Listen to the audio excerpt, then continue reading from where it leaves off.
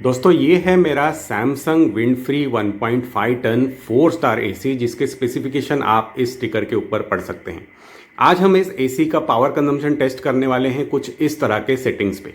Power नापने के लिए दोस्तों मैंने यहाँ पे जो है ये 16 एम्पियर का स्मार्ट प्लग लगा रखा है जो कि मोबाइल ऐप के ऊपर सारी जानकारी दे देता है।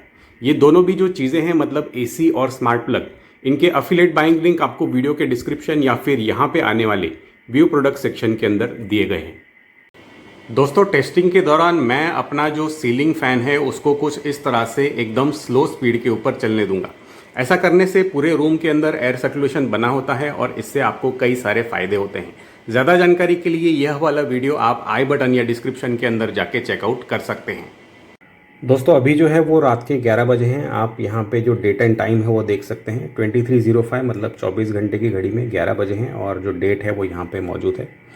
और गाइस अभी जो ये एसी है ये फ़िलहाल फ़ैन मोड में चल रहा है और फ़ैन मोड का जो कंजम्पशन होता है वो काफ़ी कम होता है। 13 वाट जो है ये एसी फ़िलहाल कंज्यूम कर रहा है।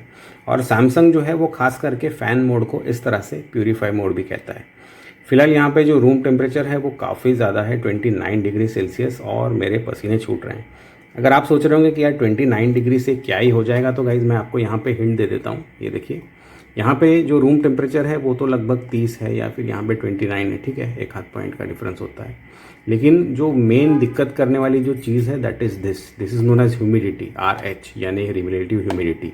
और यही वो चीज़ है जिसकी वजह से आपके पसीने निकलते हैं। तो ह्यूमिडिटी जो है वो कंफर्ट के लिए 50%, 60%, 65% होनी चाहिए, लेकिन यहाँ पे है 81%।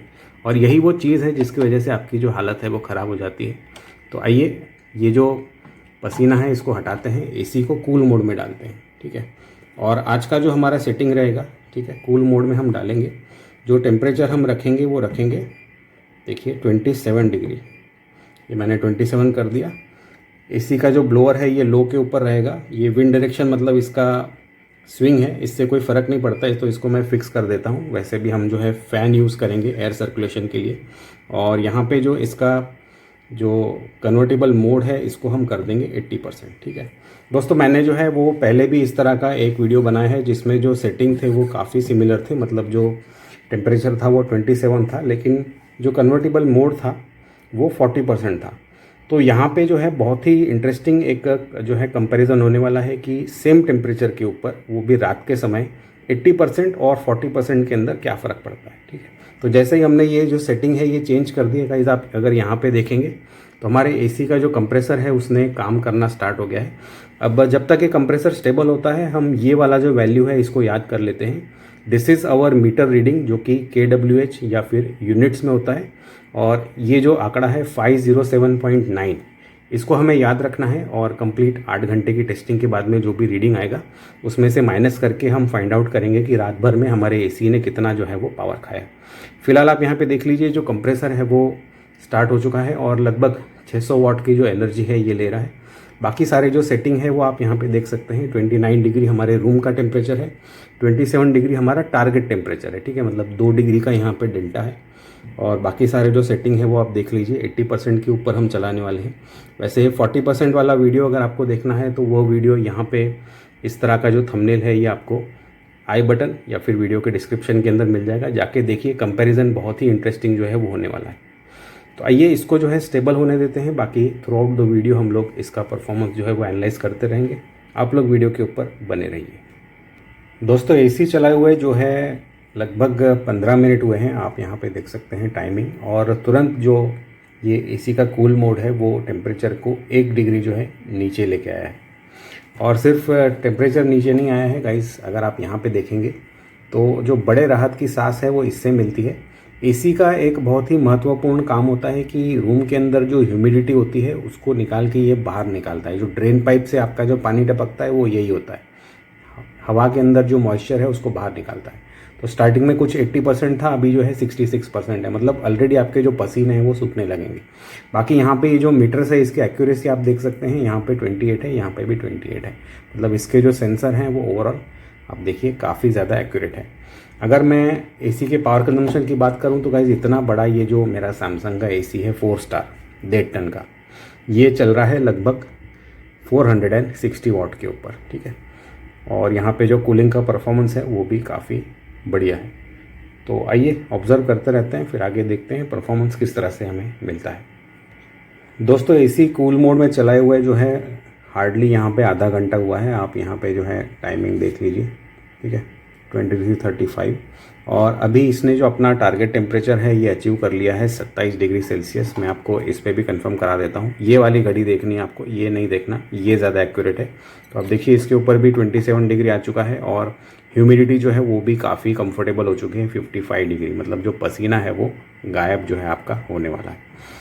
और यहाँ पे जो इसका पावर कंजम्पशन है वो लगभग कांस्टेंट है, 470 वाट जो है ये एनर्जी कंज्यूम कर रहा है।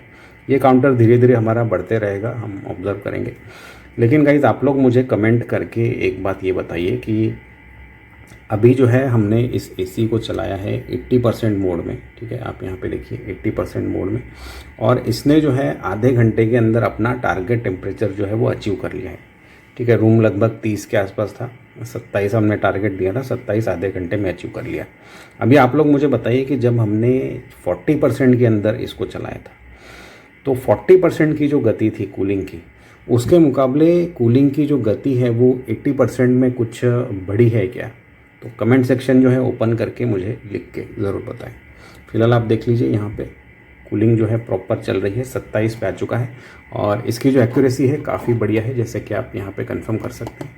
काफ़ी बढ़िया सेंसर जो है वो इस एसी के अंदर इनबिल्ट दिए हुए हैं। मेरा जो एसी है दोस्तों ये सैमसंग विंड फ्री मॉडल है और विंड फ्री मॉडल के अंदर एक और सेंसर आता है, दैट इज़ ह्यूमिडिटी। यहाँ पे ये जो इसका स्मार्ट थिंग्स ऐप है ये अपडेट हुआ है और अभी ये एसी का सेंसर यूज़ करके not only temperature that is 27 but यहाँ पे जो ह्यूमिडिटी है ये भी बता देता है। तो इसकी जो ह्यूमिडिटी इसने बताई है दैट इज़ 52। मैं अगर थोड़ा जूम करूँ तो आप ये देखिए टेम्परेचर और ह्यूमिडिटी, और इसको अगर हम कंपेयर करें अपने इस घड़ी से तो ये भी काफ़ी एक्यूरेट है। मतलब टेम्परेचर 27 यहाँ पे देखिए और यहाँ पे जो ह्यूमिडिटी है 52, यहाँ पे 58। मतलब यहाँ पे जो एसी के जो सेंसर हैं काफ़ी जो बढ़िया हैं वो दिए हैं सैमसंग वालों ने।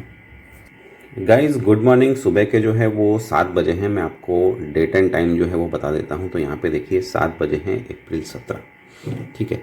और अभी जो अपना जो एसी है गाइज़ वो रेगुलर कूल मोड में चल रहा है। सेटिंग हमने रात भर जो है वो डेफिनेटली सेम रखी है, सेटिंग आप यहाँ पे देख सकते हैं। और एक बहुत ही इंटरेस्टिंग जो यहाँ पे सिचुएशन है वो मैं आपको बताना चाहूँगा। यहाँ पे देखिए ये जो एसी है दोस्तों इसका सिर्फ फ़िलहाल फ़ैन चल रहा है, मतलब इसका जो कंप्रेसर है वो बंद हो चुका है गाइज़। मतलब आज यहाँ पे हमने लाइव देखा कि जो इन्वर्टर एसी होता है उसका भी कंप्रेसर बंद होता है। इंटरनेट के ऊपर एक मिथ चल रहा है कि यार इन्वर्टर एसी का जो कंप्रेसर है ना सिर्फ स्लो होना चाहिए, बंद नहीं होना चाहिए। तो गाइज़ यहाँ पे देखिए इन्वर्टर एसी का कंप्रेसर भी बंद हो सकता है, और वो क्यों हो सकता है उसका जो राज है वो है यहाँ पे। अब देखिए इसने अपना जो काम है वो कर दिया। हमने इसको काम दिया था भाई रूम जो है वो 27 पे मेंटेन करो, तो एज लॉन्ग एज जो रूम है वो 27 पे मेंटेन हो पा रहा है, रूम ठंडा हो चुका है और जब कूलिंग की ज़रूरत नहीं है तो इन्वर्टर एसी का कंप्रेसर भी बंद होता है, ठीक है। इसके बारे में अगर आपको ज़्यादा जानकारी चाहिए तो यह वाला जो पर्टिकुलर वीडियो है ये आपको आई बटन या फिर डिस्क्रिप्शन के अंदर मिल जाएगा। काफ़ी डिटेल में हमने जो चर्चा है वो की थी। तो फिलहाल गाइज आप यहाँ पे देखिए जो एसी है उसने 27 पे रूम मेंटेन किया है। ह्यूमिडिटी भी काफ़ी अच्छी तरह से मेंटेन हुई है। अभी जो है हम ले लेते हैं अपना रीडिंग, और 8 घंटे जो है प्रॉपर एसी चलने के बाद में जो रीडिंग आया है दैट इज़ 509.88, ठीक है।